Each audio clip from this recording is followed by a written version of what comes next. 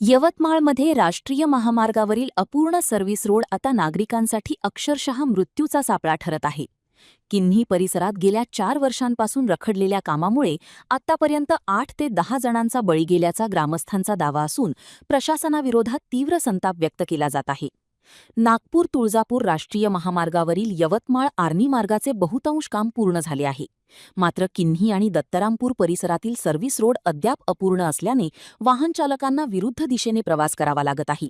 परिणामी अपघातांचे प्रमाण वाढले असून अनेकांना जीव गमवावा लागला आहे.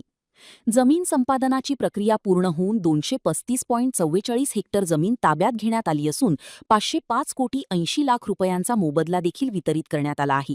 तरीही राष्ट्रीय महामार्ग प्राधिकरणाकडून प्रत्यक्ष काम सुरू करण्यात आलेले नाही असा आरोप स्थानिकांनी केला आहे. ते रोड म्हणजे साईडचा रोड झाल्या पाहिजे, म्हणजे गाड्या गिड्या अडचण होते. समजा नाही एक गडद ठेवले आहे 10-15 वर्षापासून, तर ते रोड म्हणजे ते हटून रोड बनवायला पाहिजे, साईडचा रोड व्हायला पाहिजे. हे मागणी आहे आमची. 20-25 मरण पावले लोकही बी, समजा 10-15 लोक म्हणजे याचा मृत्यू झाला आहे इथं या साईटवर. मागणी म्हणजे रोड बनल्या पाहिजे बा साईडचा.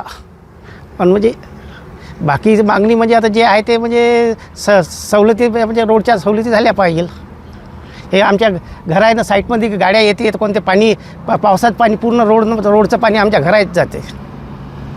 हे ताबडतोब होण्याची शक्यता पाहिजे आपल्याला. ग्रामस्थ आणि लोकप्रतिनिधींनी वारंवार पाठपुरावा करूनही दिरंगाई कायम असल्याने संताप वाढला आहे. नमस्कार, मी प्रमोद नाटकर, सरपंच ग्रामपंचायत किन्ही. आज आपण ज्या ठिकाणी उभा आहोत ह्या इथं नॅशनल हायवे बनलेला आहे. जवळपास 4 वर्षे झाले या नॅशनल हायवेला बनवून.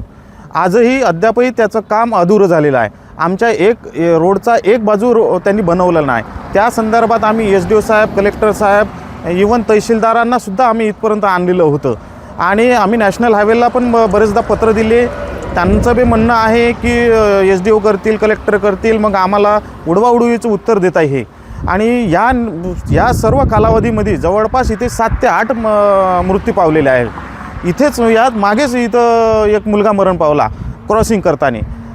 मला एवढंच म्हणायचं आहे की इतके सारे आम्ही पत्र देऊनसुद्धा हे शासन का मान्य करत नाही की आमच्या गावातल्या लोकांचा आणखी मृत्यू होण्याची वाट पाहत आहे का? दरम्यान उपविभागीय अधिकारी गोपाळ देशपांडे यांनी उर्वरित काम लवकरच सुरू करून पूर्ण करण्यात येईल अशी माहिती दिली आहे. मात्र आणखी किती अपघात झाल्यानंतर प्रशासन जागी होणार असा सवाल उपस्थित करत ग्रामस्थांनी सर्व्हिस रोडचे रखडलेले काम तातडीने पूर्ण करण्याची मागणी केली आहे.